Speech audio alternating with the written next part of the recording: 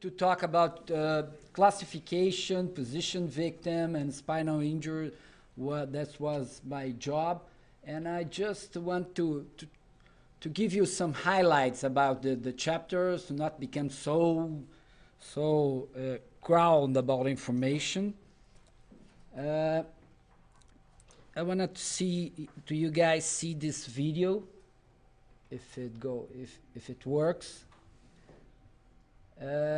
This video shows something that I am working about 25 years with lifeguards at the beach, and I never ever did a perfect attendance on medical issue. So this is two guys that we teach, and you can see a little, it's a boy drawn on a pool. And what I wanted you guys to pay attention is that there is some mistake in doing along the CPR processor, but at the end it doesn't matter so much. It matters if you do something, and this boy was along maybe 3 or 4 minutes below submerged, and he survived. Even though, you know, we recommend that along you are doing the chest compression, you should chin lift, because it makes worse to give oxygen, as my colleague Justin said in the morning. I think he said the most part which is important, and I was delighted to see how we can agree each other, and it's wonderful.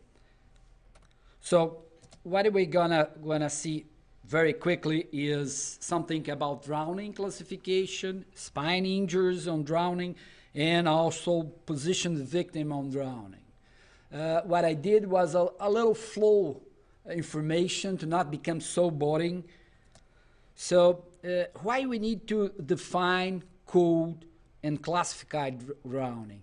We need because we may possible talk about the same fruit, but we need to talk about the same fruit. We need to compare data. We need to compare severity. We need to compare case. And the only way we can do that is when I say I saw a case, a drowning case, grade 3, another person in the other side of the globe can say exactly the same, and then we can do we can compare different treatments and different prognoses. That's the only way to go forward.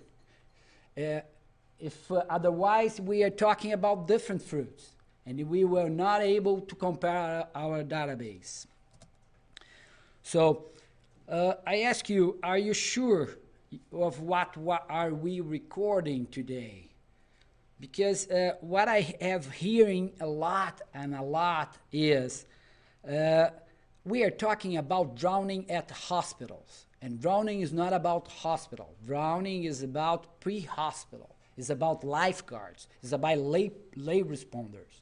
So what we actually see is 2% of the total global burden of drowning. Is that, and with this 2%, we are concluding, making assumptions that probably is failed.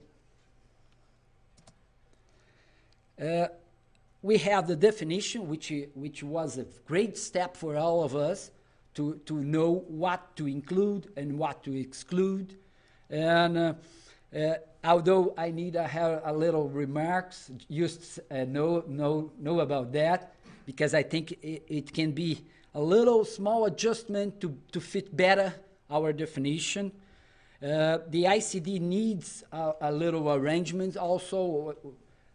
Some of you have shown today, and we are talking about actually classification. And classification mostly can be divided in two great categories: the epidemiologic part, which we can consider type, water scenario, or cause, and what I will give you today, which is clinical, which serve a proposal to triage, which we can know the severity of a case. Knowing this severity of a drowning case, we can state which treatment is better, and we can say what is the prognostic. The first one, as used highlight before, the first classification was more an outcome than a really classification. So we exclude near, the word near from drowning, and today we based upon drowning. Every case, every medical case is a drowning if they had trouble with ventilation, especially if they get water aspiration. So we get some facts that I highlight because it's very important. First one is drowning is a direct consequence of water aspiration. As much water, as much severe is the case. Water aspiration causes a hypoxia and by disturbing the ventilation. Drowning has different severities according to this time of hypoxia versus amount of water aspiration. And Justin has pointed very well that this is a process, as is stated on our definition. A process means a beginning and an end. So as much faster we are, as less severity it will be. So everyone knows about how the whole process of a rescue happens, really. And but I would like to highlight that the classification severity does not start at the land, but with the lifeguard in the water, and that's why this pictures is showing you that the lifeguard has this first question in his mind: what I'm gonna do? What are my choice? And I'm related to medical choice, intervention choice, not the rescue procedure exactly. So we got two situations. We got one situation that a victim is unconscious, and the victim can be in cardiopulmonary arrest or in respiratory arrest. And this makes only 0.5% of all rescues that were done by lifeguards, by professionals. Or you can be you can face a conscious victim, which is the majority. And that's, I think, is the way we can know better a drowning.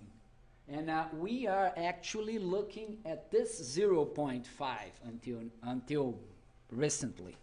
So we need to focus on this. This is a challenge, I agree.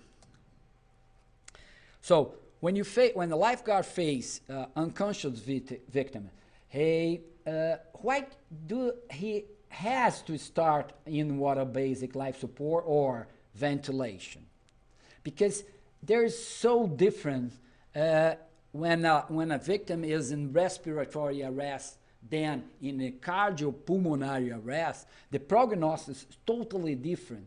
The victim has too much chance to be alive if the lifeguard has this opportunity to do something still in the water.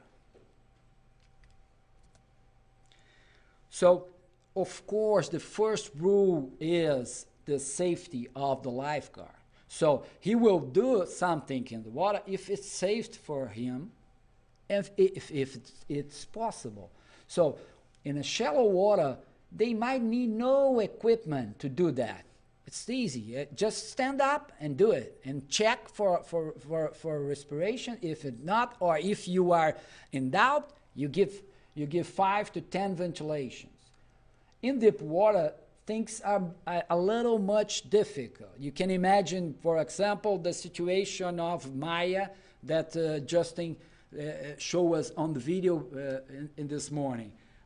We were not supposed to do a ventilation in a situation like that where the rescue is in trouble and in big trouble. So, okay.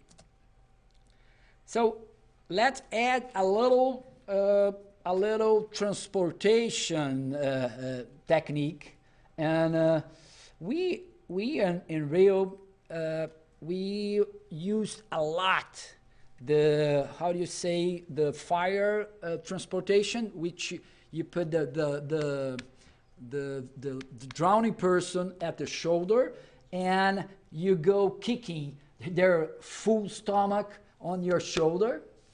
And what I just got an observation when I get there in 1990 was every victim that I start CPR was full of vomit.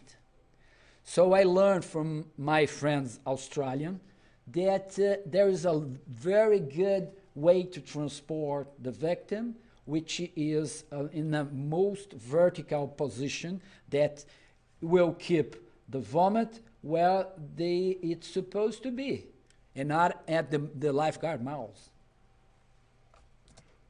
So as fast as you can transport the victim from the place, from the water trouble to a land, the better, the less severity. Let's add a little more information about aquatic cervical spine injury, which actually has been said this morning also. But we need to realize how often this can happen in our place. And it's different. It's different from beach to beach. Is that my beach to beach, or because I was changing. I was a little confused about that. How often it really happens? It's different from pools. It's different to rivers. So before you can recommend something to your lifeguard agency, you need to know how often it happens and consider all the rescues which are done. So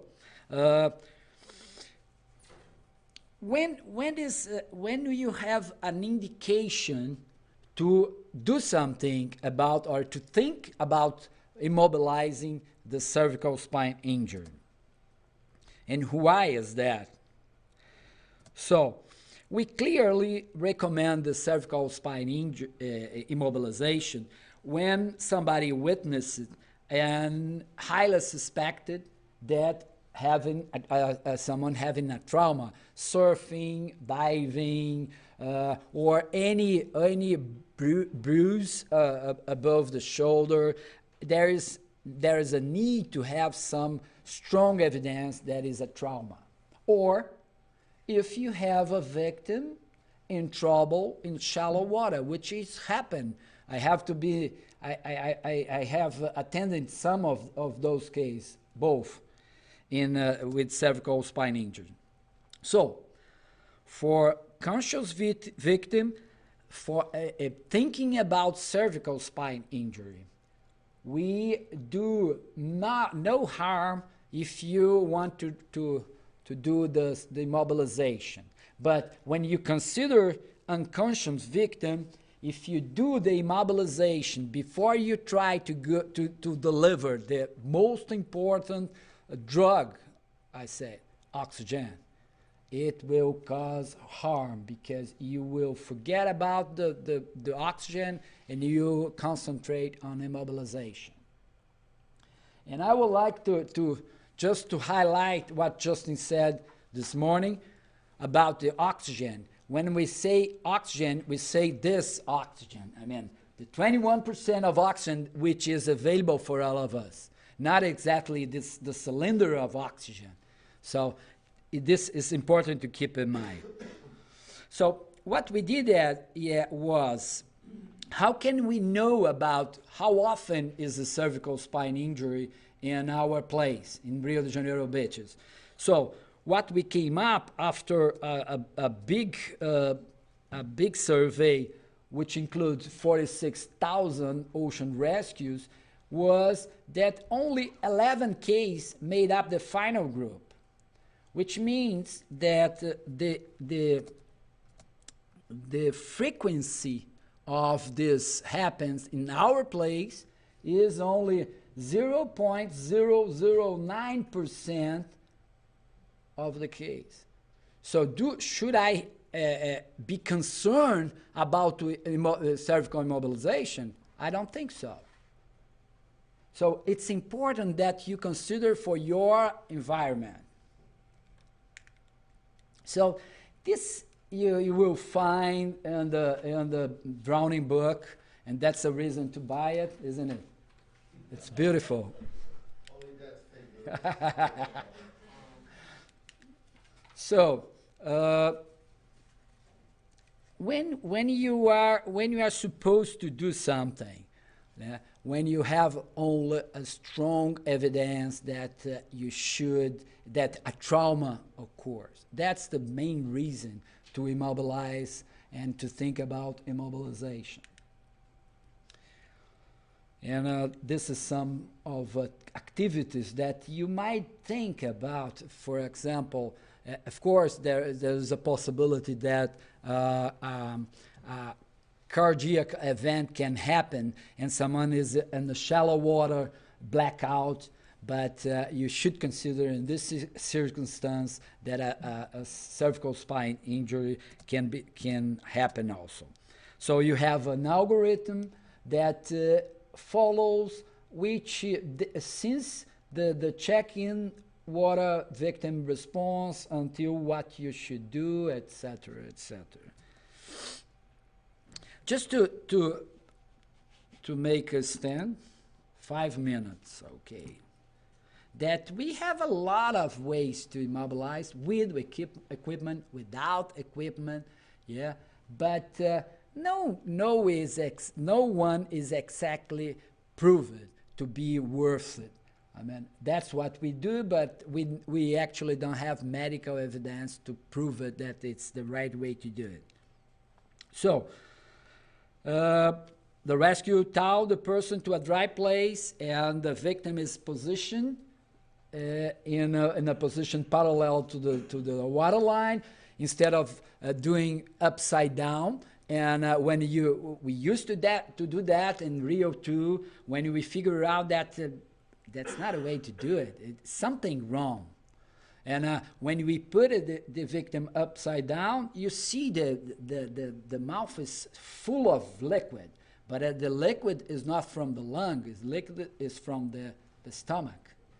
So it doesn't get better, it's only get worse. So lifeguard check, ventilation, circulation, and start CPR with 5 ventilation mostly. And then if no response, they start 30 compression. So in resume, you have this unconscious victim, which can be in respiratory arrest, which you give ventilation only, cardiopulmonary arrest, full CPR, or being alive, you go to take care of oxygen and classify the severity. For conscious is the same of this one. So as fast ALS, advanced life support, get at the place, the better. And if you can use a helicopter, the better, because in a packet day, you must get at the place right away. And in Rio, for example, we can do that using an ambulance. It's too packed, it's too traffic. We need to use the helicopter. The other thing is that I think is changing is we, in all pre-hospital conception, we also always try to to get at the place, to give as the minimal possible time you can get in the place, to wrap the package and go to the hospital and do everything at the hospital. For drowning, we especially when we have advanced life support, you should do everything at the place. So you leave at the place when you are ready, when the victim is alive, or you have fully resuscitation, or in case of hypothermia, you can't rewarm at the place. So you have to choose, you have to leave to the hospital. So there's a problem for there's a problem for a lifeguard when he faces a situation like that. It's Ipanema Beach, 1997. You not see any sand or water, and the lifeguard also. So it's a problem. The lifeguard have to take action. The lifeguard have to make decisions, and the classification helps exactly them to make decision. If should I call the ambulance? Should I give oxygen? Should I start? I'm not talking about CPR. CPR is very clear. They check, no response, no ventilation, ventilate, CPR, okay. But what about the 99.5% of the cases that lifeguards face each day? They need to stand. They need to know how to react to that in a medical standard. So this is 2 minutes, 1 minute. This is the classification, which is available at the website, the many websites. You can also give a look at the New England, the drowning, which we published in 2012 in New England. There's all the package there with all the grades, which grade gives you the possibility of mortality and what exactly should be done. And I just go through. Each has his own possibility of mortality and his own indication of treatment.